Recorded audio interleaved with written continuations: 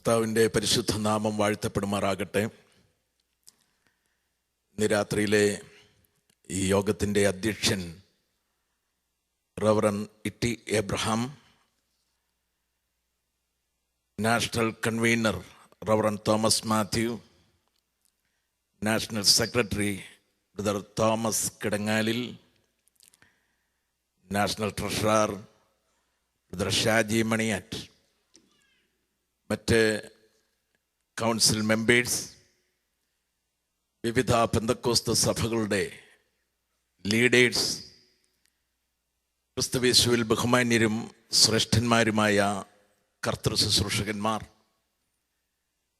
ഈ രാജ്യത്തിൻ്റെ വിവിധ ഭാഗങ്ങളിൽ നിന്നും മറ്റ് രാജ്യങ്ങളിൽ നിന്നും കടന്നു വന്നിരിക്കുന്ന വാത്സല്യ സഹോദരീ സഹോദരന്മാർ, നിങ്ങൾക്കെല്ലാവർക്കും കർത്താവായ യേശുക്രിസ്തുവിൻ്റെ മഹത്വമുള്ള നാമത്തിൽ ഞാൻ വിനീതമായ വന്ദനങ്ങളെ അറിയിക്കുന്നു.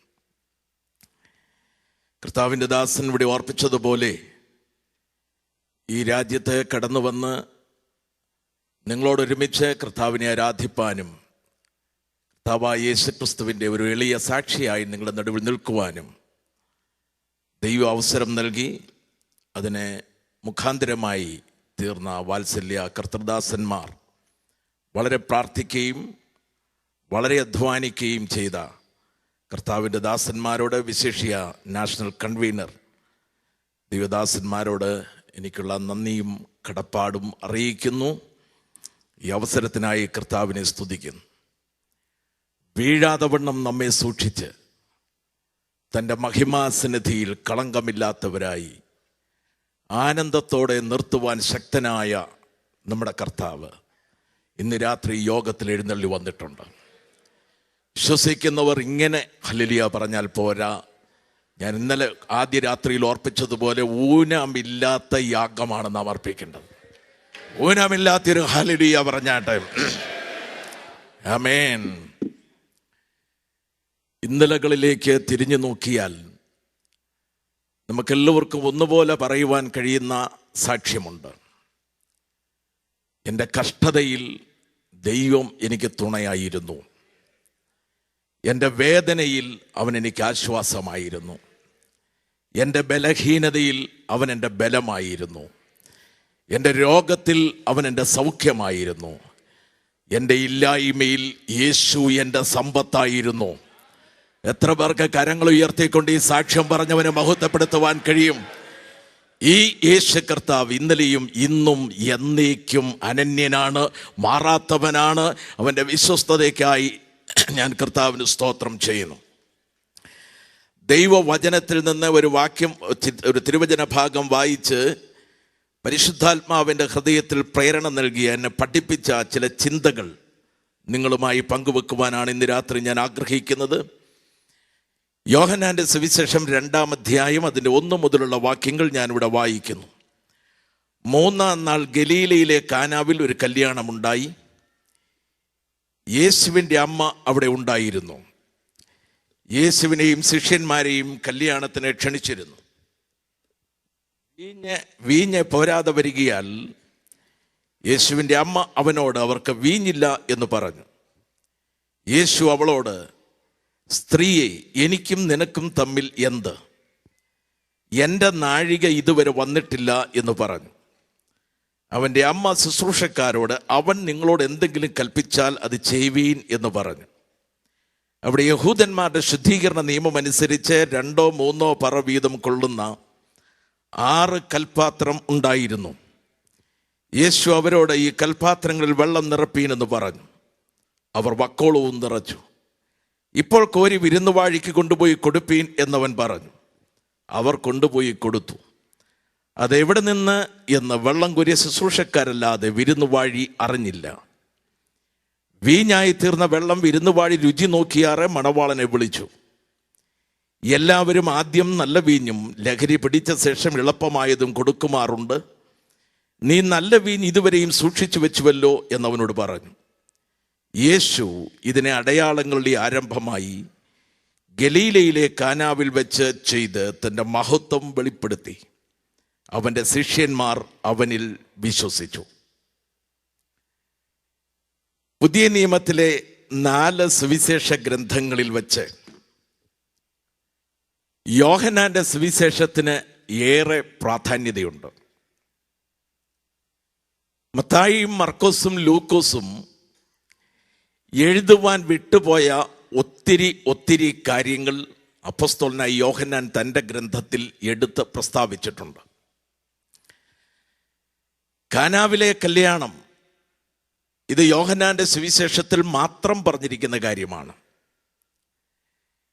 യോഹന്നാന്റെ സുവിശേഷത്തിൽ യേശു ചെയ്ത 8 അടയാളങ്ങൾ അഥവാ അത്ഭുതങ്ങൾ, മത്തായിയും മർക്കോസും ലൂക്കോസും യേശു ചെയ്ത അത്ഭുതങ്ങൾ എന്ന് പറയുമ്പോൾ അത്ഭുതം എന്നതിന് പകരം യോഹന്നാൻ ഉപയോഗിക്കുന്ന പദം അടയാളം എന്ന പദമാണ്. ഈ സുവിശേഷത്തിൽ യേശു ചെയ്ത 8 അടയാളങ്ങളെക്കുറിച്ച് പ്രസ്താവിച്ചിട്ടുണ്ട്. അതിൽ 6 അടയാളങ്ങളും യോഹന്നാന്റെ സുവിശേഷത്തിൽ മാത്രം ഉള്ളതാണ്. മറ്റ് 2 മറ്റ് സുവിശേഷങ്ങളിലും പ്രതിപാദിക്കുന്നുണ്ട്. പോകട്ടെ, അങ്ങനെ യോഹന്നാന്റെ സുവിശേഷത്തെക്കുറിച്ച് ഏറെ പറയുവാൻ എൻ്റെ മുൻപിൽ നേരമില്ല.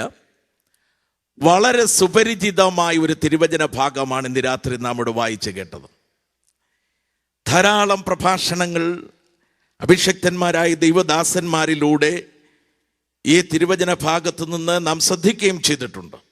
അത് മാത്രമല്ല, ഇതിൽ നിന്ന് വേണ്ടി വന്നാൽ ഒന്നിലധികമോ പ്രഭാഷണങ്ങൾ നടത്തുവാൻ കഴിവുള്ള വിശ്വാസികളുമാണ് ഇന്ന് രാത്രി എൻ്റെ മുൻപിൽ ഇരിക്കുന്നതെന്നും എനിക്കറിയാം. എന്നാൽ പരിശുദ്ധാത്മാവ് എൻ്റെ പ്രാർത്ഥനാ സന്ദർഭത്തിൽ എനിക്ക് വെളിപ്പെടുത്തി തന്ന, എന്നോട് സംസാരിച്ച ചില ചിന്തകൾ മാത്രമാണ് ഞാൻ നിങ്ങളുമായി പങ്കുവെക്കുന്നത്. ഒന്നാമത്, ഈ തിരുവചന ഭാഗത്ത് നമുക്ക് ലഭിക്കുന്ന ദൂത് യേശുവിനെയും അവൻ്റെ ശിഷ്യന്മാരെയും ഈ കല്യാണത്തിന് ക്ഷണിച്ചിരുന്നു എന്നുള്ളതാണ്. അവിടുന്ന് പരിശുദ്ധാത്മാവ് നമ്മോട് സംസാരിക്കുന്ന മെസ്സേജ് എന്താണെന്ന് ചോദിച്ചാൽ, യേശുവിനെ ക്ഷണിക്കുക. നമ്മുടെ വ്യക്തിപരമായ ജീവിതത്തിലേക്കും കുടുംബത്തിലേക്കും സാമൂഹ്യ ജീവിതത്തിലും ഒക്കെ നമ്മുടെ ജീവിതത്തിൻ്റെ വ്യത്യസ്ത മേഖലകളിലേക്ക് കർത്താവിനെ നാം ക്ഷണിക്കണം. ഒരുപക്ഷെ ഇന്ന് രാത്രി ഇവിടെ ഇരിക്കുന്ന മുഴുവൻ ആളുകളും രക്ഷിക്കപ്പെട്ടവരും സ്നാനപ്പെട്ടവരും മിക്കവരും പരിശുദ്ധാത്മാവിൽ നിറഞ്ഞ് അന്യഭാഷകളിൽ കർത്താവിനെ മഹത്വപ്പെടുത്തുന്നവരും ആയിരിക്കാം. അപ്പോൾ നിങ്ങളുടെ ഹൃദയത്തിലേക്ക് നിങ്ങൾ യേശുവിനെ ക്ഷണിച്ചവരാണ്, സ്വീകരിച്ചവരാണ്. അങ്ങനെയുള്ള ദൈവമക്കൾക്ക് ഇവിടെ നിന്ന് ലഭിക്കുന്ന മറ്റൊരു ദൂത് എന്താണെന്ന് ചോദിച്ചാൽ, പ്രയോറിറ്റി യേശുവിന് കൊടുക്കുക. ജീവിതത്തിൽ മുൻഗണന ഏതിനാണ്? ഭൗതികമായതിനാണോ, ഉദ്യോഗത്തിനാണോ, സമ്പത്തിനാണോ, നേട്ടങ്ങൾക്കാണോ, മക്കൾക്കാണോ? ഏതിനാണ് നാം ജീവിതത്തിൽ മുൻഗണന കൊടുക്കുന്നത്? ഒരു ദൈവ പൈതലിനെ സംബന്ധിച്ച് പരിശുദ്ധാത്മാവ് ആഗ്രഹിക്കുന്ന ഏറ്റവും പ്രധാനപ്പെട്ട കാര്യം കർത്താവായ യേശുക്രിസ്തുവിന് ആത്മീക വിഷയങ്ങൾക്ക് ഒരു വിശ്വാസി മുൻഗണന കൊടുക്കണം എന്നുള്ളതാണ്. ഹല്ലേലൂയ. നമ്മൾ വ്യത്യസ്തമായ മുടന്തൻ ന്യായങ്ങൾ പറഞ്ഞ് ആത്മീക മണ്ഡലത്തിൽ നിന്നും അകലെ നിൽക്കുവാൻ ശ്രമിക്കുന്നവരാണ്. കർത്താവിനെ പ്രസാദിപ്പിക്കേണ്ടതുപോലെ പ്രസാദിപ്പിക്കുവാൻ കഴിയാതെ വരുമ്പോൾ നാം അതിന് ന്യായങ്ങൾ പറയാറുണ്ട്. പക്ഷേ ദൈവത്തിൻ്റെ മുൻപാകെ മാനുഷികമായി ഒരു ന്യായങ്ങളും വിലപ്പോകുകയില്ല. ആത്മീക ജീവിതത്തിൽ ഒരു ക്രിസ്തീയ വിശ്വാസി മുൻഗണന കൊടുക്കേണ്ടത് കർത്താവായ യേശുക്രിസ്തുവിനും അവൻ്റെ വചനത്തിനുമായിരിക്കണം. യേശു പറഞ്ഞു, എന്നെ കർത്താവേ കർത്താവേ എന്ന് വിളിക്കുന്ന ഏവനും അല്ല, എൻ്റെ പിതാവിൻ്റെ ഇഷ്ടം ചെയ്യുന്നവൻ മാത്രമേ ദൈവരാജ്യത്തിൽ കടക്കുകയുള്ളൂ. ഏതാണ് പിതാവിൻ്റെ ഇഷ്ടം? കൈയടിക്കുന്നതാണോ, പാട്ടുപാടുന്നതാണോ, മറുഭാഷ പറയുന്നതാണോ? ഇതെല്ലാം നമ്മുടെ ജീവിതത്തിൽ ഇന്നലെയേക്കാൾ ഇന്ന് ഒരു പടി കൂടെ അതിൽ നാം വളർന്നു വന്നേ മതിയാകൂ. എന്നാൽ പിതാവിൻ്റെ ഇഷ്ടമെന്നവിടെ പറഞ്ഞിരിക്കുന്നത് അതല്ല. താഴത്തെ വാക്യത്തിൽ പറയുന്നു, എൻ്റെ ഈ വചനങ്ങളെ കേട്ട് ചെയ്യുന്നവനൊക്കെയും പാറമേൽ അടിസ്ഥാനമിട്ട് വീട് പണിത ബുദ്ധിയുള്ള മനുഷ്യനോട് തുല്യനാകുന്നു. യേശുക്രിസ്തു ലോകത്തിലായിരുന്നപ്പോൾ പറഞ്ഞു, അപ്പനെയും അമ്മയെയും സഹോദരനെയും സഹോദരിയെയും വസ്തുവകളും നിലങ്ങളും എല്ലാം വിട്ട് എന്നെ അനുഗമിക്കാത്ത ഒരുവൻ എൻ്റെ ശിഷ്യനായിരിക്കാൻ കഴിയുകയില്ല. അപ്പൊ വിടുക എന്ന് പറഞ്ഞാൽ അതുകൊണ്ട് അർത്ഥമാക്കുന്നത് എന്താണ്? മാതാപിതാക്കളെ വിടുവാനാണോ? അല്ല. ഇത് പഠിപ്പിച്ച കർത്താവ് തന്നെ പറഞ്ഞു, നന്മയുണ്ടാകുവാനും ദീർഘായുസ്സുണ്ടാകുവാനും നിന്റെ അപ്പനെയും അമ്മയെയും ബഹുമാനിക്കാം. അങ്ങനെയെങ്കിൽ വിടണം എന്ന് കർത്താവ് പഠിപ്പിച്ചതിൻ്റെ ആശയം ഇതാണ്: മുൻഗണന നാം ജീവിതത്തിൽ കൊടുക്കേണ്ടത് നമ്മുടെ കർത്താവിനായിരിക്കണം, ആത്മീക വിഷയങ്ങൾക്കായിരിക്കണം, സുവിശേഷീകരണത്തിനായിരിക്കണം, ആരാധനയ്ക്കായിരിക്കണം, പ്രാർത്ഥനയ്ക്കായിരിക്കണം, ഉപവാസത്തിനായിരിക്കണം, സ്നേഹത്തിനായിരിക്കണം, വിശ്വാസത്തിനായിരിക്കണം, വിശുദ്ധിക്കായിരിക്കണം, ദൈവിക നിയമങ്ങൾക്കായിരിക്കണം നാം മുൻഗണന കൊടുക്കേണ്ടത്. ഇന്ന് രാത്രി കർത്താവിനെ ജീവിതത്തിൽ മുൻഗണന കൊടുത്തിരിക്കുന്ന മുഴുവൻ ദൈവമക്കളും ശബ്ദം ഉയർത്തിയൊരു ഹല്ലേലൂയ കൂടെ പറഞ്ഞാട്ടെ. ഹല്ലേലൂയ. ഒന്നാമത് ഈ ഭാഗത്ത് നമുക്ക് ലഭിക്കുന്ന ദൂത് കർത്താവിനെ ക്ഷണിക്കുക. അപ്പോൾ തന്നെ ദൈവമക്കളോടായി പരിശുദ്ധാത്മാവ് സംസാരിക്കുന്ന സന്ദേശം മുൻഗണന കർത്താവിനും ആത്മീക വിഷയങ്ങൾക്കും നാം കൊടുക്കണം. രണ്ടാമത്, യേശു ഉണ്ടായിരുന്ന ഈ വീട്ടിൽ ഒരു പ്രതിസന്ധി നേരിട്ടിരിക്കുന്നു. കർത്താവിൻ്റെ ദാസനത് സംബന്ധിച്ച് ഇവിടെ സംസാരിച്ചു കൊണ്ടിരിക്കുകയായിരുന്നു. അപ്പോൾ കർത്താവ് ഉണ്ടായിരുന്ന വീട്ടിലും കർത്താവിൻ്റെ സാന്നിധ്യം അനുഭവിച്ചു കൊണ്ടിരിക്കുന്ന നേരത്തും പ്രതിസന്ധി ഉണ്ടായി. രക്ഷിക്കപ്പെട്ടു, സ്നാനപ്പെട്ടു, അഭിഷേകം പ്രാപിച്ചു, ഞാൻ ടൈത്ത് കൊടുക്കുന്നുണ്ട്, കർത്താവിൻ്റെ വേലയെ സ്നേഹിക്കുന്നുണ്ട്, പല വേലസ്ഥലങ്ങളെ സ്പോൺസർ ചെയ്തിട്ടുണ്ട്, അതുകൊണ്ട് എനിക്കിനി ഒരു പ്രശ്നവും ഉണ്ടാകരുത് എന്ന് ആരെങ്കിലും ധരിക്കുന്നുവെങ്കിൽ തെറ്റിപ്പോയി. യേശുവിന് മുൻഗണന കൊടുക്കുന്ന നിന്റെ ജീവിതത്തിലായിരിക്കും ഏറെ പോരാട്ടങ്ങളെ നേരിടേണ്ടി വരുന്നത്. കർത്താവിൻ്റെ കരങ്ങളിൽ ഒരു ദൈവദാസൻ ശക്തമായി ഉപയോഗിക്കപ്പെടുമ്പോഴായിരിക്കും അവൻ ഏറെ പ്രതിസന്ധികളെ നേരിടേണ്ടി വരുന്നത്. ജ്വലിച്ച് പ്രകാശിക്കുന്ന സന്ദർഭത്തിലായിരിക്കും ആ ദീപത്തെ കെടുത്തി കളയേണ്ടതിന് കൊടുങ്കാറ്റ് ആഞ്ഞടിക്കുന്നത്. പക്ഷേ ഇന്ന് രാത്രി നമുക്ക് ധൈര്യമായി പറവാൻ കഴിയും, യേശു ഇവിടെ ഉള്ളത് കൊണ്ട്, യേശു വീട്ടിലുള്ളത് കൊണ്ട് എൻ്റെ പ്രതിസന്ധിക്കൊരു പരിഹാരമുണ്ട്. ഹല്ലേലൂയ. ഒരു ലോക മനുഷ്യനും ഒരു വിശ്വാസിയും തമ്മിലുള്ള വ്യത്യാസം എവിടെയാണ്?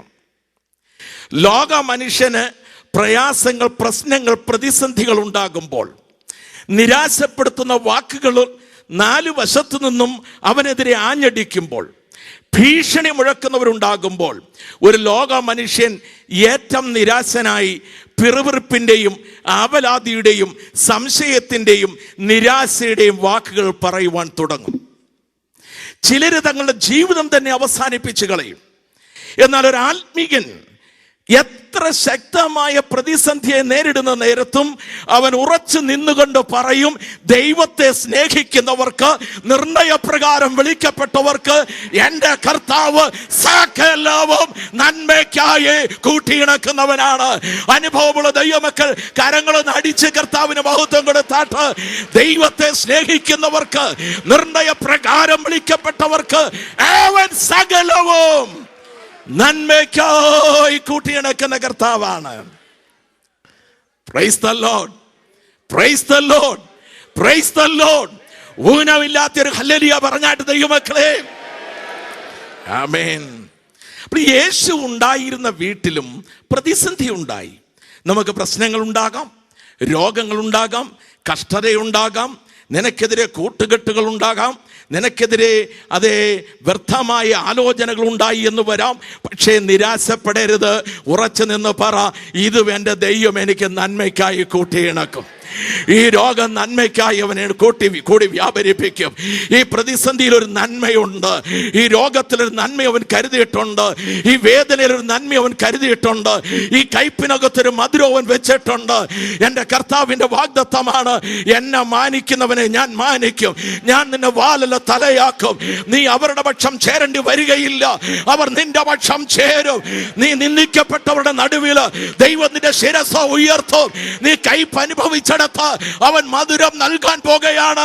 വിശ്വാസമുള്ള ദൈവമക്കളെ, ദൂതേറ്റെടുത്തുകൊണ്ട് ആത്മാവിൽ അവനെ ആരാധിച്ച് ബലം പ്രാപിക്കുക.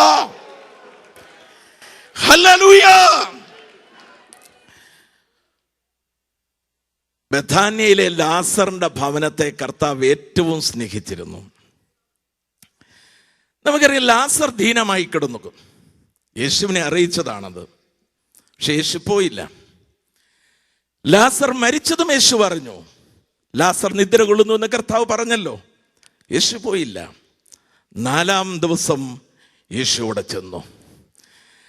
ആ ബഥാന്യയിലെ ആ കൊച്ചു ഭവനം അഭിമുഖീകരിക്കുന്ന ഏറ്റവും വലിയൊരു പ്രതിസന്ധിയായിരുന്നത്.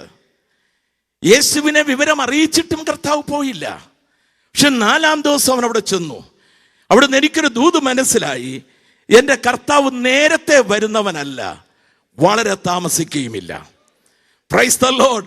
1-ാമത്തെ രാത്രിയിൽ ഞാൻ ഓർപ്പിച്ചതുപോലെ കൊടുങ്കാറ്റടിച്ചപ്പോൾ അവൻ വന്നില്ല, തണ്ട് വലിച്ച് കുഴഞ്ഞപ്പോൾ അവൻ വന്നില്ല, നിരാശയുടെ വാക്കുകൾ അവർ പറഞ്ഞു കാണും, അപ്പോൾ യേശു വന്നില്ല.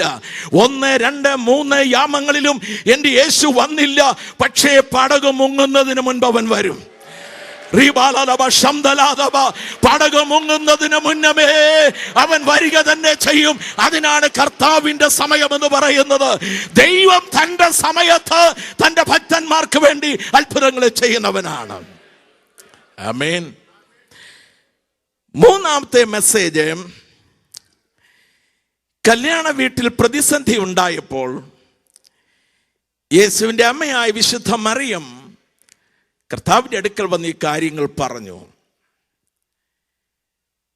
കാര്യം യേശുവിനോട് പറയണം. Price the Lord. എത്ര പേർക്ക് വചനം ദൂത് മനസ്സിലാകുന്നുണ്ട്? കല്യാണ വീട്ടിൽ മഹാന്മാർ പലർ വന്നിട്ടുണ്ട്. അന്നത്തെ രാഷ്ട്രീയ നേതാക്കന്മാരോട് വന്നിട്ടുണ്ടായിരിക്കാം, മതത്തിന്റെ അധ്യക്ഷന്മാർ അവിടെ ഉണ്ടായിരിക്കാം, പ്രഭുക്കന്മാരും ശാസ്ത്രിമാരും ഒക്കെ ഇവിടെ ഉണ്ടായിരിക്കാം. പക്ഷേ ഈ പ്രതിസന്ധി അവരോട് ആരോടും പറഞ്ഞതായി എഴുതിയിട്ടില്ല. കാര്യം അവർ യേശുവിനോട് മാത്രമാണ് പറഞ്ഞത്. അവിടെ ഇവിടെ നടന്ന് പറഞ്ഞിട്ട് കാര്യമില്ല. സഹായിപ്പാൻ കഴിയാത്ത മനുഷ്യപുത്രന്മാരുടെ അടുക്കൽ നിന്റെ വേദന പങ്കുവച്ചിട്ട് കാര്യമില്ല. Price the Lord. എന്നാൽ ഇന്ന് രാത്രി ഇവിടെ ഒരു അദൃശ്യനായ ഒരുവൻ വന്നിട്ടുണ്ട്. എൻ്റെ ആത്മകണ്ണുകൾ കൊണ്ട് ഞാൻ അവനെ കാണുന്നു. ആ തങ്കപ്രാവിടെ പറക്കുന്നുണ്ട്. നീ അവിടെയും ഇവിടെയും കാര്യം പറഞ്ഞ് വീണ്ടും നിരാശയിലേക്ക് പോകാതെ ഇന്ന് രാത്രി വാ തുറന്ന് യേശുവിനോട് നീ കാര്യം പറയണം. ദൈവം ഒരുവനല്ലോ, ദൈവത്തിനും മനുഷ്യർക്കും മധ്യസ്ഥനും ഒരുവൻ. സകലർക്കും വേണ്ടി തന്റെ ജീവനെ മറുവിലയായി കൊടുത്ത മനുഷ്യനായ ക്രിസ്തുയേശു തന്നെ. അത്യുന്നതനായ ദൈവത്തിനും മാനവ വംശത്തിനും ഇടിവിൽ നിൽക്കുന്ന ഏക മധ്യസ്ഥൻ, ഏക രക്ഷകൻ യേശു ക്രിസ്തുവാണെങ്കിൽ ഇന്ന് രാത്രി ദൈവസഭയോട് ഞാൻ പറയട്ടെ, നമുക്ക് വേണ്ടി ഇടിവിൽ നിൽക്കുന്ന ഏക മഹാപുരോഹിതൻ നമ്മുടെ കർത്താവായ യേശുവാണ്. യേശു വല്ലാതൊരു മഹാപുരോഹിതൻ ഇല്ല, യേശു വല്ലാതൊരു മധ്യസ്ഥൻ ഇല്ല, യേശു വല്ലാതൊരു രക്ഷകൻ ഇല്ല, ഇവൻ അല്ലാതെ ഒരു ആരാധ്യ പുരുഷനില്ല, ഇവനൊപ്പം പറയാൻ വേറെ ഒരാളുമില്ല. അത് തിരിച്ചറിയുന്ന ദൈവമക്കൾക്കായി ഞാൻ ദൈവത്തിന് സ്തോത്രം ചെയ്യുന്നു. യേശുവിനോട് വേണം കാര്യം പറയാൻ. ഒരു കൊച്ചുദാഹരണം ഞാൻ അതിന് തിരുവെഴുത്തിൽ നിന്ന് സൂചിപ്പിക്കാം. നമുക്ക് വളരെ പരിചയമുള്ള ഭാഗമാണ് ബർത്തിമായിയുടെ വിടുതലിനെ കുറിച്ച് എഴുതിയിരിക്കുന്നത്. യേശു നടന്നു പോകുകയാണ്, തന്റെ ശിഷ്യന്മാരും കൂടെയുണ്ട്. ബർത്തിമായി ചോദിക്കുന്നു, എന്താണ് ഈ കേൾക്കുന്ന ആരവം? പതിവില്ലാത്ത ശബ്ദ കോലാഹലം. നിങ്ങൾക്കറിയാമോ, ബർത്തിമായിയോട് പറഞ്ഞുകൊടുത്തത് ഇങ്ങനാണ്: നസ്രയനായ യേശു ഇതുവഴിയായി പോയിക്കൊണ്ടിരിക്കുന്നു. പക്ഷെ ബർത്തിമായി വിളിക്കുന്നത് യേശുവേ എന്നല്ല, ദാവീദ് പുത്ര എന്നോട് കരുണയുണ്ടാകണമേ. ഹല്ലേലൂയ. ഇതിലെ മഹാപുരോഹിതന്മാർ പോയിട്ടുണ്ട്, പുരോഹിതന്മാർ ഇതുവഴി പോയിട്ടുണ്ട്, ശാസ്ത്രിമാർ ഇതുവഴി പോയിട്ടുണ്ട്, പരീശന്മാർ ഇതുവഴി പോയിട്ടുണ്ട്. അവരോട് ആരോടും ചോദിക്കാത്ത ഒരു ചോദ്യമാണ് ഇപ്പോൾ ബർത്തിമായി ചോദിക്കുന്നത്: ദാവീദ് പുത്ര എന്നോട് കരുണയുണ്ടാകണമേ. ബർത്തിമായിയോട് ആരാ പറഞ്ഞത് യേശു ദാവീദിന്റെ പുത്രനാണെന്ന്? അവൻ ജന്മനാ കുരുടനല്ലേ? അവൻ ന്യായപ്രമാണം വായിച്ചിട്ടില്ല, സങ്കീർത്തനം വായിച്ചിട്ടില്ല, പ്രവാചക പുസ്തകങ്ങൾ വായിച്ചിട്ടില്ല. പിന്നെ ബർത്തിമായിക്ക് എങ്ങനെ മനസ്സിലായി നസറേനായ യേശുവ ദാവീദിന്റെ പുത്രനെന്ന്? ഞാൻ നിങ്ങളോട് പറയാം, ഞാൻ മനസ്സിലാക്കുന്ന യാഥാർത്ഥ്യം, വായിച്ചവർക്കും വായിച്ച് കേൾപ്പിച്ചവർക്കും വ്യാഖ്യാനിച്ച ശാസ്ത്രിമാർക്കും ഈ മർമ്മം മനസ്സിലാക്കാൻ കഴിയാതിരുന്നപ്പോൾ കുരുടനായിരുന്ന ബർത്തിമായിക്ക് മനസ്സിലായി, ഈ നടന്നു പോകുന്ന യേശുവാണ് ദാവീദിന്റെ പുത്രൻ. ഇതിനാ ദൈവിക വെളിപ്പാടെന്ന് പറയുന്നത്. കർത്താവ് പറഞ്ഞു, ജ്ഞാനികൾക്കും വിവേകികൾക്കും മറച്ചു വെച്ച് പിതാവേ ശിശുക്കൾക്ക് ഇത് വെളിപ്പെടുത്തി കൊടുത്തത് കൊണ്ട് ഞാൻ നിന്നെ വാഴ്ത്തുന്നു. ആകയാൽ ഇന്ന് രാത്രി ജ്ഞാനി എന്നുള്ള ഭാവത്തോടെ, വിവേകി എന്ന ഭാവത്തോടെ ഈ യോഗത്തിൽ ആരും ഇരിക്കാതെ ഒരു ശിശു എന്ന ചിന്തയോടെ, മനോഭാവത്തോടെ നമുക്ക് ഇരിക്കാം. അവർക്കാണ് ദൈവത്തിന്റെ വെളിപ്പാട് ലഭിക്കുന്നത്. പിതാവേ, നീ ഇത് ശിശുക്കൾക്ക് വെളിപ്പെടുത്തി കൊടുത്തത് കൊണ്ട് ഞാൻ നിന്നെ വാഴ്ത്തുന്നു. Price the Lord. ബർത്തിമായി ഉറക്ക വിളിച്ചു. കർത്താവിന്റെ ദാസൻ ഇവിടെ സംസാരിച്ചുകൊണ്ടിരുന്നപ്പോൾ എൻ്റെ മനസ്സിലേക്ക് ചിന്ത വേഗം കടന്നു വന്നു. പലരും വന്ന് ബർത്തിമായിയെ തടഞ്ഞു. വായടയ്ക്കണം, ശബ്ദമുണ്ടാക്കരുത്, ഇത് അരോചകമാണ്. പക്ഷെ ബർത്തിമായി അതിന് തയ്യാറല്ല. പ്രതിസന്ധി വർദ്ധിക്കും തോറും അവന്റെ മുഖം വാടുകയല്ല ചെയ്തത്, അവൻ ഉച്ചത്തിൽ വിളിക്കാൻ തുടങ്ങി. Price the Lord. നിങ്ങൾക്ക് കേൾക്കണമോ? അവന്റെ നിലവിളിയുടെ ശബ്ദം ഉയർന്നപ്പോൾ യേശു നിന്നു. അതിനുശേഷം കർത്താവ് പറയുക, അവനെ ഇങ്ങ് വിളിച്ചു കൊണ്ടുവരിക. എനിക്കെല്ലാം വിശദീകരിപ്പാൻ നേരമില്ല. ശിഷ്യന്മാർക്ക് വേണമെങ്കിൽ യേശുവിനോട് ചോദിക്കാം, ഗുരു, ആരെയാണ് വിളിച്ചു കൊണ്ടുവരേണ്ടത്? അവിടെ കുരുടർ അനേകരുണ്ട്, പക്ഷപാത രോഗികളുണ്ട്, മറ്റു പ്രശ്നങ്ങളുള്ളവരുണ്ട്, 100 കണക്കിന് ആളുകൾ അവിടെയുണ്ട്. അതിൽ ആരെയാ വിളിക്കേണ്ടത്? കർത്താവ് പറയുന്ന, അവനെ വിളിക്കണം. ആരെ? ആ ശബ്ദമുണ്ടാക്കിയവനെ വിളിക്കണം. സഭായോഗത്തിൽ 30 കൊല്ലം കൂടിയത് കൊണ്ട് നിന്റെ ജീവിതത്തിനൊരു വ്യത്യാസം ഉണ്ടാകണമെന്നില്ല. എത്ര വർഷം PC നാക്കിന്റെ കോൺഫറൻസിൽ മുടങ്ങാതെ സംബന്ധിച്ചതുകൊണ്ട് ഒരു ചേഞ്ച് ഉണ്ടാകണമെന്നില്ല. പിന്നെ ആർക്കാണ് ചേഞ്ച് ഉണ്ടാകുന്നത്? ഉച്ചത്തിൽ ലജ്ജ കൂടാതെ, അറപ്പ് കൂടാതെ, മടി കൂടാതെ ആരാണ് ഉറക്ക വിളിക്കുന്നത്?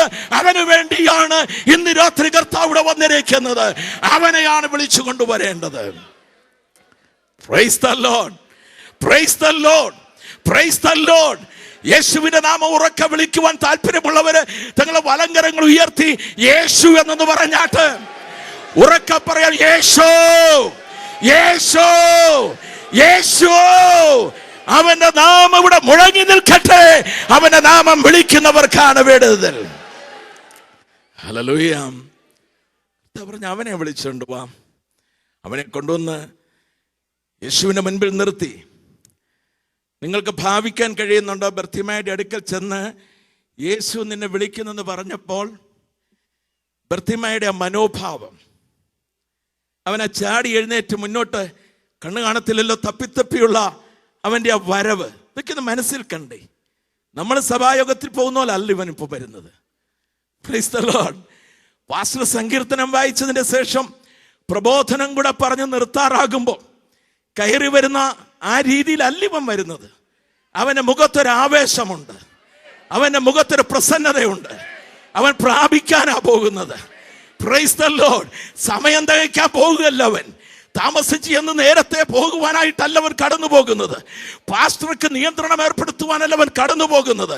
ഇങ്ങനെ പ്രസംഗിക്കണം, ഇതുപോലെ പ്രസംഗിക്കണം, ഇന്ന സമയത്ത് നിർത്തിയിരിക്കണം എന്നൊക്കെ പറയാൻ അല്ല ഇവൻ പോകുന്നത്. ഇവൻ ആവേശത്തോടെ പോകുകയാണ്. ഇതെന്റെ വിടുതലിന്റെ ദിവസമാണ്, ഇതെന്റെ സൗഖ്യത്തിന്റെ ദിവസമാണ്, ഇതെന്റെ അത്ഭുതത്തിന്റെ ദിവസമാണ്. ഇന്ന് രാത്രി കോൺഫറൻസിന്റെ ഈ സമാപന രാത്രിയിൽ ഒരു വിടുതൽ ആഗ്രഹിക്കുന്ന ദൈവമൈതലേ, ഇത് നിന്റെ രാത്രിയാണ്. ഇത് വിടുതലിന്റെ രാത്രിയാണ്, ഇത് സൗഖ്യത്തിന്റെ രാത്രിയാണ്, ഇത് അത്ഭുതത്തിന്റെ രാത്രിയാണ്, ഇത് ദൈവപ്രവൃത്തിയുടെ രാത്രിയാണ്. ഇതെന്റെ രാത്രിയാണ്.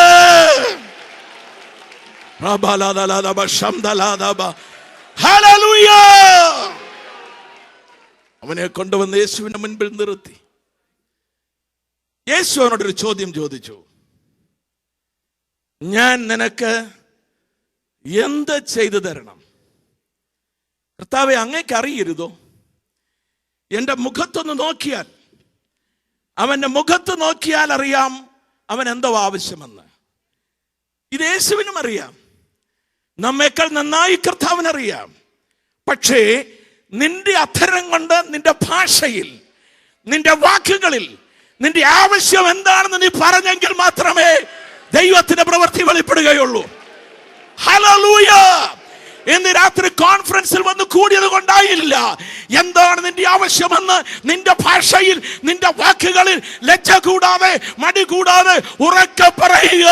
കർത്താവിന്റെ അത്ഭുതത്തിന്റെ കരം നമുക്കായി നീട്ടപ്പെടും. Hallelujah, hallelujah. കാര്യം അവിടെയും ഇവിടെയും പറഞ്ഞു നടക്കാതെ യേശുവിനോട് പറയണം. മൂന്നാം നാൾ ഗലീലയിലെ കാനാവിലാണിത് ഗലീലയിലെ കാനാവിൽ നടന്ന അത്ഭുതത്തെക്കുറിച്ചാണ് നാം ചിന്തിച്ചു വരുന്നതെങ്കിൽ, നമ്മുടെ കോൺഫറൻസിന്റെ മൂന്നാം നാളിൽ ഈ രാത്രിയിൽ യേശുവിനോട് സംസാരിക്കാതെ ഒരാളും പിരിഞ്ഞു പോകരുത്. ഹല്ലേലൂയ. ഈ കഴിഞ്ഞ ദിവസങ്ങളിലൊക്കെ സൗഹൃദ സംഭാഷണം നടത്തി മണിക്കൂറുകൾ നാം സംസാരിച്ചു കൊണ്ടിരുന്നു. എന്നാൽ ഇന്ന് രാത്രി യേശുവിനോട് സംസാരിച്ചിട്ട് എവിടുന്ന് എഴുന്നേൽക്കാവും? എനിക്ക് അവൻ്റെ ഒരു വാക്ക് കേൾക്കണം, എനിക്ക് അവൻ്റെ ഒരു വചനം വേണം, അവൻ്റെ കരം എന്നെ ഒന്ന് തൊടണം. ഇന്ന് രാത്രി എനിക്ക് ചേഞ്ച് ആവശ്യമാണ്. ഞാൻ എൻ്റെ ആവശ്യം അവനോട് തുറന്നു പറയുന്ന രാത്രിയാണ്. ഇതെൻ്റെ വിടുതലിൻ്റെ രാത്രിയാണ്. വിശ്വസിക്കുന്ന, പ്രതീക്ഷിക്കുന്ന, ആശ്രയിക്കുന്ന മുഴുവൻ ദൈവമക്കളും കരങ്ങൾ തട്ടിക്കൊണ്ട് കർത്താവിന് മഹത്വം കൊടുത്താട്ട് ഇന്ന് രാത്രി എനിക്കൊരു ശബ്ദം കേൾക്കണം. എൻ്റെ കർത്താവിനോട് സംസാരിക്കണം, അവൻ എന്നെ ഒന്ന് സ്പർശിക്കണം. എനിക്കൊരു വിടുതൽ ആവശ്യമാണ്. ഞാൻ ലജ്ജ കൂടാതെ എന്റെ യേശുവിന്റെ നാമം വിളിക്കുകയാണ്. എന്റെ കർത്താവിന്റെ സ്പർശനം ഈ രാത്രി എനിക്ക് ആവശ്യമെന്ന് ഉറക്കെ പറയുക. അവൻ നമ്മെ മറികടന്നു പോകുന്നവനല്ല, അവൻ നമുക്ക് വേണ്ടി അത്ഭുതങ്ങളെ ചെയ്യുന്ന യേശുവാണ്.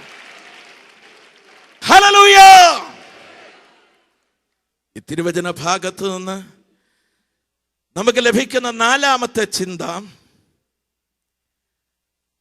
ആഗ്രഹിച്ച മറുപടി ഉടനെ ലഭിച്ചില്ല എങ്കിലും നിന്റെ പ്രതിസന്ധിയുടെ മേൽ അവനൊരു കൽപ്പന പുറപ്പെടുവിക്കും. ഹല്ലേലൂയ.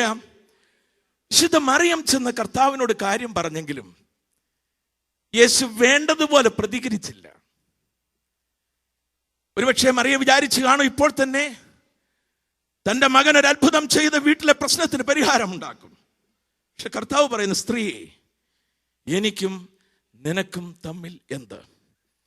സ്ത്രീയെ എന്ന് യേശു വിളിച്ചത് കൊണ്ട് കർത്താവ് തന്റെ മാതാവിനെ ബഹുമാന സൂചകമായിട്ടല്ല സംബോധന ചെയ്തത് ചിന്തിക്കുന്നവരുണ്ട്. അത് തെറ്റാണ്. കർത്താവായ യേശു സംസാരിച്ച എല്ലാ സന്ദർഭങ്ങളിലും വിശുദ്ധ മറിയത്തെ ബഹുമാനത്തോടുകൂടെ മാത്രമേ സംബോധന ചെയ്തിട്ടുള്ളൂ. മൂലഭാഷയിലെ പദം നേരിട്ട് തർജ്ജിമ ചെയ്താൽ മഹദിയെ എന്നർത്ഥം വരുന്ന ഒരു പദമാണ് കർത്താവ് ഉപയോഗിച്ചത് എന്ന് വേദപണ്ഡിതന്മാർ പറയാറുണ്ട്. യേശു ഒരിക്കലും തൻ്റെ മാതാവിനെ ബഹുമാനമില്ലാതെ സംബോധന ചെയ്തിട്ടില്ല. കർത്താവ് പറയുന്നു, എനിക്ക് നിനക്കും തമ്മിൽ എന്ത്? നമുക്കിവിടെ എന്താണ് കാര്യം? ഈ വിഷയത്തിൽ ഇടപെടേണ്ട കാര്യം എന്താണ്? ആഗ്രഹിച്ച മറുപടി അല്ല ലഭിച്ചത്. 3 ദിവസം ഉപവസിച്ചു, അത് 7ആയി, 21ആയി. 40 ദിവസം ഉപവസിച്ചു, പ്രതീക്ഷിച്ചത് നടന്നില്ല. പ്രാർത്ഥന നിർത്തിക്കളയരുത്. Price the Lord. ഉപവാസം നിർത്തിക്കളയരുത്. നിരാശയുടെ വാക്കുകൾ പറയരുത്. നെഗറ്റീവ് ചിന്ത പറയരുത്. നീ എപ്പോഴും പോസിറ്റീവായി സംസാരിച്ചുകൊണ്ട് നിൽക്ക്. നിന്റെ വായിൽ നിന്ന് നിരാശയുടെ വാക്കുകൾ കേൾക്കാനാണ് സാത്താൻ ആഗ്രഹിക്കുന്നത്.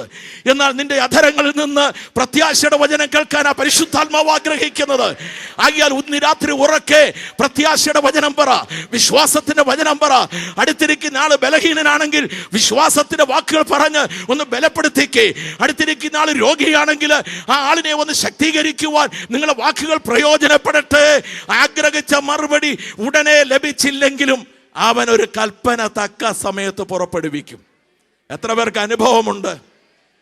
പോരാ പോരാ, അനുഭവമുള്ളവർ ഇങ്ങനെ ഹല്ലേലൂയ പറഞ്ഞാൽ പോരാ. ഹല്ലേലൂയ. അവൻ കൽപ്പന പുറപ്പെടുവിക്കും.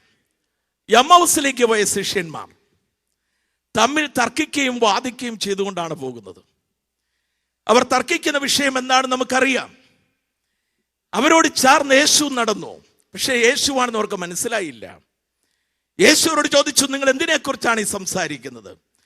അവർ അല്പം പരുഷ സ്വഭാവത്ത് വാക്കുകളാണ് ഉച്ചരിച്ചത്. യെരൂശലേമിൽ വന്നു പാർക്കുന്ന പരദേശികളിൽ നീ ഒരുവൻ മാത്രം സംഭവിച്ചതൊന്നും അറിഞ്ഞില്ലയോ?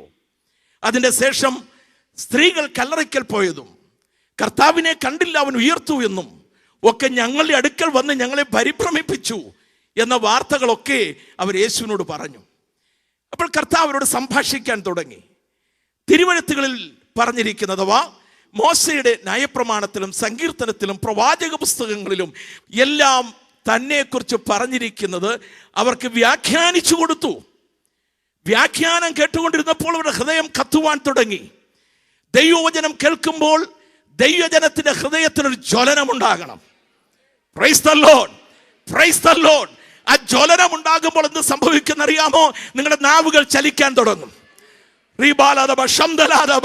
അകത്തൊരു കത്തൽ ഉണ്ടാകുമ്പോഴാണ് നാവുകൾ ചലിക്കുന്നത്. അപ്പോൾ ഞാൻ നാവെടുത്ത് സംസാരിച്ചു. അവരുടെ ഹൃദയം കത്തിക്കൊണ്ടിരുന്നു.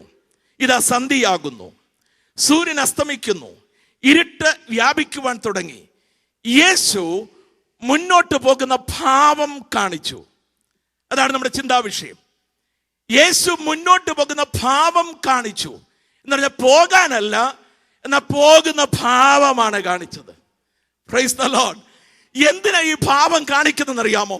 അഥവാ ഞാൻ മുൻപേ പറഞ്ഞതുപോലെ 7, 21, 40 ഒക്കെ ഉപവസിച്ച് പ്രാർത്ഥിച്ചിട്ടും മറുപടി ഇല്ലല്ലോ എന്നോർത്ത് നിരാശപ്പെടാനായിട്ടല്ല. അവൻ മുന്നോട്ട് വിട്ടുപോകുന്ന, മറികടന്നു പോകുന്ന, ഉത്തരം പറയാതെ പോകുന്ന ഒരു ഭാവം കാണിക്കുന്നത് നിന്റെ പ്രതികരണം അറിയേണ്ടതിന് വേണ്ടിയാണ്. എത്ര പേർക്ക് മനസ്സിലായി? ഹല്ലേലൂയ. അവൻ മുന്നോട്ട് പോകുന്നു എന്ന് തോന്നുന്നുവെങ്കിൽ, എന്റെ പ്രാർത്ഥന അവൻ കേൾക്കുന്നില്ലല്ലോ, വിടുതൽ സംഭവിക്കുന്നില്ലല്ലോ, കർത്താവിനെ മറന്നുപോയോ, അവൻ എന്നെ കൈവിട്ട് കളഞ്ഞോ എന്നാണ് ചിന്തിക്കുന്നതെങ്കിൽ സുഹൃത്തേ, അതൊരു ഭാവം മാത്രമാണ്. അവൻ നിന്നെ മറികടന്നു പോകുകയില്ല. നിന്റെ പ്രതികരണം അറിയാൻ ഇന്ന് രാത്രി കർത്താവ് ആഗ്രഹിക്കുന്നു. ശിഷ്യന്മാർ ഉടനെ പറയുക, അതായത് ഈ എമ്മൗസിലേക്ക് പോയ കക്ഷികൾ, അവർ ഉടനെ യേശുവിനോട് പറഞ്ഞു, ഗുരു, സൂര്യൻ അസ്തമിക്കുന്നു, ഇരുട്ട് വ്യാപരിക്കുന്നു, നീ ഞങ്ങളുടെ കൂടെ പാർക്കണം. അവിടെ എഴുതിയിരിക്കുന്ന യേശു അവരോടുകൂടെ പാർപ്പാൻ ചെന്നു. ഹല്ലേലൂയ. ഇരുട്ട് വ്യാപരിക്കുന്നെന്ന് തോന്നുന്നുവോ? സൂര്യൻ അസ്തമിക്കുന്നെന്ന് തോന്നുന്നുവോ? കാര്യങ്ങളെല്ലാം പ്രതികൂലമാണെന്ന് തോന്നുന്നുവോ? ആശയ്ക്കൊരു വകയും ഇല്ലെന്നാണോ പറയുന്നത്? ഇന്ന് രാത്രി ഉറക്കെ യേശുവിനോട് പറ, ഗുരു, ഇരുട്ട് വ്യാപരിക്കുന്നു, നീ എന്നോടുകൂടെ പാർത്തേ മതിയാകൂ. ഹല്ലേലൂയ. ഉച്ചത്തിൽ ഹല്ലേലൂയ പറഞ്ഞാട്ട്. ഹല്ലേലൂയ. യേശു അവരോടുകൂടെ പാർക്കുവാൻ ചെന്നു. ആഗ്രഹിച്ച മറുപടി ഉടനെ ലഭിച്ചില്ലെന്നോർത്ത് നിരാശപ്പെടരുത്. പിറകെ ഒരു കൽപ്പന വരും. യേശു കൽപ്പിച്ചു, ആ പാത്രങ്ങളിൽ വെള്ളം കോരി നിറപ്പീൻ. അവർ വെള്ളം കോരി നിറച്ചു. അത് കൊണ്ടുപോയി വിരുന്നുവാഴിക്ക് കൊടുപ്പീൻ. അവർ കൊണ്ടുപോയി കൊടുത്തു. ഇവർക്ക് വേണമെങ്കിൽ 2 കാര്യങ്ങൾ പറയാം യേശുവിനോട്. ഈ കൽപാത്രങ്ങളിൽ വെള്ളം നിറയ്ക്കേണ്ട സമയം കഴിഞ്ഞു. വിരുന്നുകാർ മുഴുവൻ കൈകാലുകൾ ശുദ്ധി വരുത്തി വിരുന്നുശാലയിൽ പ്രവേശിച്ചു കഴിഞ്ഞു. ഇനി ഇതിൽ വെള്ളം കോരി നിറയ്ക്കേണ്ട ആവശ്യമില്ല.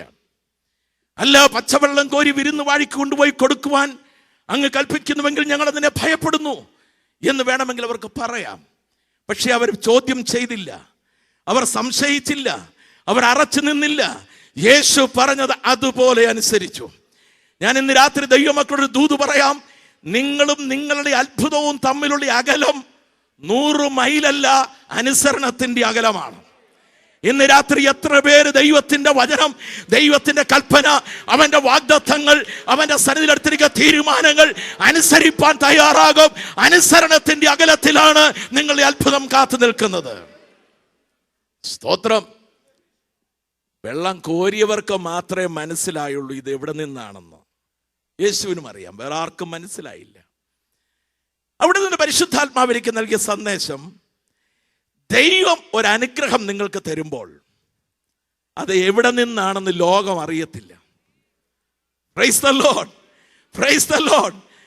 തൻ്റെ മക്കൾക്ക് വേണ്ടി അവൻ ഒരുക്കിയിരിക്കുന്നത് ഒരു കണ്ണ് കണ്ടിട്ടില്ല, ചെവി കേട്ടിട്ടില്ല, ആരുടെയും ഹൃദയത്തിൽ തോന്നിയിട്ടില്ല, ലോകത്തിലെ ഒരു മനുഷ്യനും ഊഹിക്കുന്നതിനപ്പുറത്തായേ നമ്മെ അനുഗ്രഹിപ്പാൻ കഴിവുള്ള വിശ്വസ്തനായ പിതാവിനെ നമ്മുടെ കരങ്ങൾ ഉയർത്തി ഒന്ന് ആരാധിക്കാം. ഹല്ലേലൂയ. ചെങ്കടലിന്റെ തീരത്ത് മോശയും ഇസ്രായേൽ മക്കളും വന്ന് നിൽക്കുന്നു. പെസഹയും ചോരത്തളിയും ആചരിച്ചവരാണിവർ. കൽപ്പന അനുസരിച്ച് പുറപ്പെട്ടവരാണ്. ആവേശത്തോടെയാ പുറപ്പെട്ടത്, പക്ഷെ ഇപ്പോൾ പിറുപിറുപ്പാ. തീഷ്ണതയോടെയാ പുറപ്പെട്ടത്, ഇപ്പോൾ കലഹമാണ്. വളരെ ഉത്സാഹത്തോടെ മുഖപ്രസന്നതയോടെയാ പുറപ്പെട്ടത്, ഇപ്പൊ എല്ലാവരുടെയും മുഖത്ത് വിഷാദമാണ്. കാരണം എന്താണെന്നറിയാമോ? മുൻപിൽ ചെങ്കടൽ, ഇരുവശങ്ങളിലും പർവ്വതം, പിറകിൽ ഫറവോനും സൈന്യവും. Price the Lord. ഒറ്റയ്ക്കൊരു മനുഷ്യൻ മോശ യഹോവയുടെ സന്നിധിയിൽ വീണ് കിടന്നു, ദൈവത്തോട് നിലവിളിക്കുവാൻ തുടങ്ങി. എങ്ങനെ മനസ്സിലാകും? യഹോവയായ ദൈവം മോശയോട് ചോദിക്കുന്നു, മോശേ, നീ എന്നോട് ഇങ്ങനെ കരഞ്ഞു നിലവിളിക്കുന്നത് എന്ത്? മിസ്രയീമിൽ നിന്ന് പുറപ്പെട്ടു വന്ന ജനം പറയുന്നു, ഫറവോൻ ഊഴിയവേല ചെയ്ത് അവിടെ അവസാനിക്കുന്നതായിരുന്നു ഞങ്ങൾക്ക് നല്ലത്. നീ എന്തിന് ഞങ്ങളെ ഇവിടെ കൊണ്ടുവന്നു? പിറുപിറുക്കുന്നവരുടെയും കലഹിക്കുന്നവരുടെയും മത്സരിക്കുന്നവരുടെയും നടുവിൽ ഒറ്റയ്ക്കൊരു മനുഷ്യൻ വീണ് കിടന്ന് പ്രാർത്ഥിക്കുകയാണ്. ദൈവത്തിന്റെ അഭിഷക്തന്മാരോട് ഞാൻ ആ ഭാഗത്തുനിന്ന് ഒരു ദൂത് പറയാം. ജനങ്ങൾ പ്രതികരിക്കുന്ന നിലയിൽ തിരിച്ചു പ്രതികരിക്കുവാൻ ഒരു ദൈവദാസന് അവകാശമില്ല. മനസ്സിലായവർ കർത്താവ് സ്തോത്രം ചെയ്താട്ടെ. ജനങ്ങൾ ഏത് നിലയിൽ പ്രതികരിക്കുന്നുവോ അതേ നിലയിൽ തിരിച്ചു പ്രതികരിപ്പാൻ നമുക്ക് അവകാശമില്ല. നാം ചെയ്യേണ്ടത് ദൈവസന്നിധിയിൽ വീണ് കിടക്കുക. ഹല്ലേലൂയ. മത്സരിച്ചവരും കലഹിച്ചവരും പിറുപിറുത്തവരും ഫറവോന്റെ ശബ്ദം കേട്ടു, ഫറവോന്റെ കുതിരയുടെ കുളമ്പടി നാദം കേട്ടു, ഫറവോന്റെ സൈന്യത്തിന്റെ ആരവം കേട്ടു. ഭയത്തിൽ നിന്ന് അവർ ഭയത്തിലേക്ക് താഴുവാൻ തുടങ്ങി. എന്നാൽ പ്രാർത്ഥിച്ച മോശ യഹോവയുടെ ശബ്ദം കേട്ടു. ഹല്ലേലൂയ. മറ്റൊരു ദൂതൂടെ ഞാൻ അവിടെ പറയട്ടെ. ഈ മത്സരിച്ച കലഹിച്ച പിറുപിറുത്തവരിൽ 2 പേരൊഴികെ കനാൻ നാട്ടിൽ ആരും പ്രവേശിച്ചില്ല. മത്സരികൾക്കും അവിശ്വാസികൾക്കും അഭിഷക്തന്മാരുടെ നേരെ കൊമ്പുയർത്തുകയും ചെയ്യുന്ന ഒരുവനും വാഗ്ദത്ത നാട്ടിൽ അവകാശമില്ല. യഹോവയെ ഭയപ്പെടുക, ദൈവത്തെ ഭയപ്പെടുക, അവന്റെ ദാസന്മാരെ അനുസരിക്കുക. ഒരു മത്സരിയും കനാനിൽ പ്രവേശിച്ചില്ല. പുതിയ നിയമത്തിലേക്ക് വരുമ്പോൾ യായിറോസിന്റെ മകളെ ഉയർപ്പിക്കാൻ യേശു ചെന്നു. ഒരു കൂട്ടം ആളുകൾ അവിടെ നിന്ന് പരിഹസിക്കുക. യേശു പറഞ്ഞു, അവൾ ഉറങ്ങുന്നു, അവൾ എഴുന്നേൽക്കും. അപ്പോഴും പരിഹാസികൾ പരിഹസിച്ചു. പക്ഷെ കർത്താവ് ആ വീട്ടിൽ പ്രവേശിച്ചില്ല. യേശു എപ്പോഴാ വീട്ടിൽ പ്രവേശിച്ചെന്നറിയാമോ? പരിഹാസികളെ പുറത്താക്കിയപ്പോഴാ. അകത്ത് നിൽക്കുന്നവരെ പുറത്താക്കുക. അവരെ പുറത്താക്കിയ ശേഷം യേശു അകത്ത് കയറി. പല സഭകളിൽ നിന്നും തങ്കപ്രാവ് പറന്നുപോയി. കേവലം ഒരു ചടങ്ങായി ആരാധനകളും കൂട്ടങ്ങളും നടക്കുമ്പോൾ നമ്മുടെ കോൺഫറൻസിന്റെ സമാപന രാത്രിയിൽ പരിശുദ്ധാത്മാവ് ദൂത് പറയുന്നു, പരിഹാസികളെയും മത്സരികളെയും പുറത്താക്കി കളയുക. ഹല്ലേലൂയ. വിശ്വാസമുള്ളവർ അകത്ത് പ്രവേശിക്കട്ടെ. മരിച്ചവൻ ഉയർക്കാൻ പോകുകയാണ്. ആമേൻ. യേശു മോശ ചെങ്കടലിന്റെ തീരത്ത് വീണ് കിടന്ന് പ്രാർത്ഥിച്ച ശേഷം താൻ എണീറ്റു. ജനത്തോട് പറയുകയാണ്, നിങ്ങൾ ഉറച്ചു നിൽപ്പീൻ, യഹോവ നിങ്ങൾക്ക് വേണ്ടി ഒരത്ഭുതം ചെയ്യാൻ പോകുകയാണ്. മോശേ, അത് എങ്ങനാ? എവിടെ നിന്നാ? പിറകിൽ എതിരാളി, ഇരുവശങ്ങളിൽ പർവ്വതം, മുൻപിൽ ചെങ്കടൽ. എവിടെ നിന്നാ അത്ഭുതം? മോശയ്ക്ക് ഇത്രേ പറയാൻ അറിയത്തുള്ളൂ. എവിടെ നിന്നാണെന്ന് എനിക്കറിയത്തില്ല, എങ്ങനെയാണെന്ന് എനിക്കറിയത്തില്ല. എന്നാൽ എൻ്റെ കർത്താവിനോട് സംസാരിച്ചു, ഇന്നൊരത്ഭുതം നടക്കുമെന്ന്. നിന്റെ ബുദ്ധിയുടെ പ്രമാണങ്ങൾ മാറ്റിവെച്ചിട്ട്, സർവകലാശാലയിൽ പഠിച്ച തിയറികൾ മാറ്റിവെച്ചിട്ട്, ഇന്ന് രാത്രി ദൈവത്തിന്റെ അത്ഭുതം പ്രതീക്ഷിക്കുന്നെങ്കിൽ ഉറക്കെ പറ, യഹോവ എനിക്ക് വേണ്ടി ഒരു അത്ഭുതം ചെയ്യും. ഹല്ലേലൂയ. മോശയ്ക്ക് പറയാൻ ഇത്രയേ ഉള്ളൂ, ദൈവം പ്രവർത്തിക്കും. വിളിച്ച ദൈവം വിശ്വസ്തനാണ്. പ്രിയപ്പെട്ടവരെ, അതിന്റെ ശേഷം മോശ ജനത്തെ ധൈര്യപ്പെടുത്തി. മോശ ധൈര്യത്തിന്റെ വാക്കുകളൊക്കെ പറയുമ്പോൾ മോശയ്ക്കറിയത്തില്ല ഈ ചെങ്കടലിന്റെ അടിയിൽ ഒരു ഉണങ്ങിയ രാജവീതി ഉണ്ടെന്ന്. Price the Lord. ഹല്ലേലൂയ. അവിടുന്ന് ആത്മാവിനോട് സംസാരിച്ച ചിന്ത ഞാൻ പറയാം. നീ അറിയാത്ത ഒരു വഴിയാ ദൈവം നിനക്ക് വേണ്ടി ഒരുക്കിയിരിക്കുന്നത്. എത്ര പേർക്ക് ഇന്ന് രാത്രി വിശ്വാസമുണ്ട്? നീ അറിയാത്ത ഒരു വഴിയാ ദൈവം നിനക്ക് വേണ്ടി ഒരുക്കിയിരിക്കുന്നത്. കരങ്ങൾ അടിച്ചവന് മഹത്വം കൊടുത്താട്ട്. നാം അറിയാത്ത ഒരു വഴി ദൈവം നമുക്ക് വേണ്ടി കരുതി വെച്ചിട്ടുണ്ട്.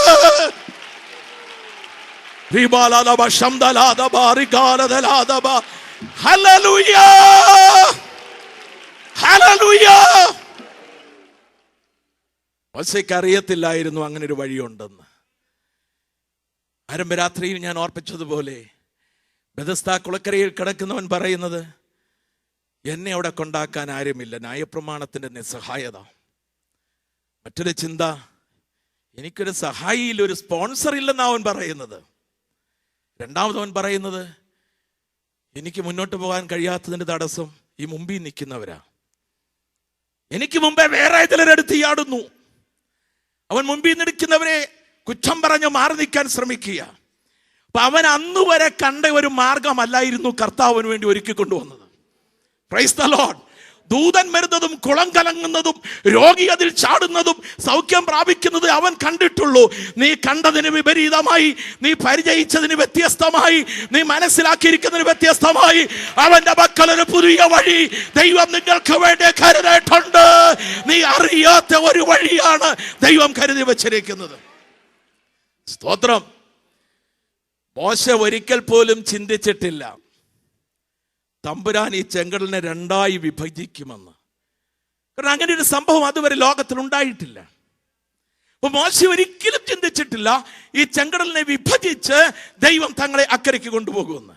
അങ്ങനെയെങ്കിൽ അവിടെ നമുക്കൊരു ദൂതുണ്ട്. നീ ചിന്തിക്കാത്ത മാർഗമാ ദൈവം നിനക്ക് വേണ്ടി കരുതുന്നത്.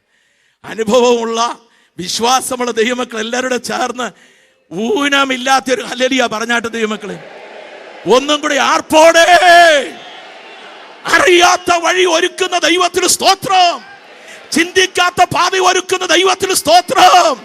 ഇതുവരെ കണ്ടിട്ടില്ലാത്തൊരു മാർഗം തുറക്കുന്ന എന്റെ കർത്താവിന് സ്തോത്രം. അവന് സാധ്യമായതൊന്നുമില്ല. ആമേൻ. പക്ഷെ മോശ വഴി കാണുന്നില്ല. തവേ ഹോവേ വഴി എവിടാ? വെള്ളം കയറി മൂടിക്കിടക്കുക. മോശ എത്ര ശ്രമിച്ചിട്ടും ആ വഴി കാണുന്നില്ല. അത് വെള്ളം കയറി മൂടിക്കിടക്കുക. ഹോവയായ ദൈവം മോശയോട് പറഞ്ഞു, മോശേ, ഞാൻ നിന്റെ കയ്യിൽ തന്ന വടി എന്തിയേ? വടിയെടുക്ക്. പ്രാർത്ഥിക്കാനല്ല പറഞ്ഞത്, വടിയെടുത്ത് ചെങ്കടലിനെ വിഭജിക്കാനാ പറഞ്ഞത്. ഇതുവരെ നീ പ്രാർത്ഥിക്കുകയായിരുന്നു, എന്നാൽ ഇനി നീ ചെയ്യേണ്ടത് അധികാരത്തിന്റെ ശുശ്രൂഷയാണ്. ഇതുവരെ നീ ഉപവസിക്കുകയായിരുന്നു, എന്നാൽ കോൺഫറൻസ് കഴിഞ്ഞ് നിൽക്കുമ്പോൾ നീ അധികാരത്തിന്റെ ശുശ്രൂഷയാണ് ചെയ്യേണ്ടത്. നീ വടിയെടുത്ത് നിന്നെ തടസ്സപ്പെടുത്തുന്ന ചെങ്കടലിനെ വിഭജിക്കുക. Hallelujah, hallelujah.